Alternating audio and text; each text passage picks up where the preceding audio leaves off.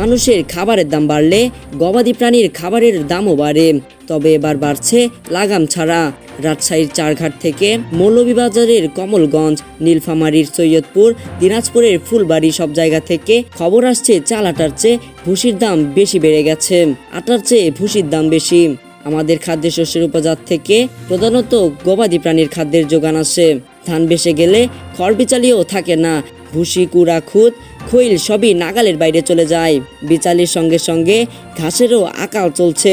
আসন্ন বর্ষায় মাঠঘাট ডুবে গেলে সে আকাল আকাশ ছোবে। দর্শক, বন্যার এরকম আলোচিত খবরের ভিডিওগুলো সবার আগে পেতে এখনই সাবস্ক্রাইব করুন BDRX নিউজে। কথা হবে অন্য কোনো ভিডিওতে। সে পর্যন্ত ভালো থাকবেন।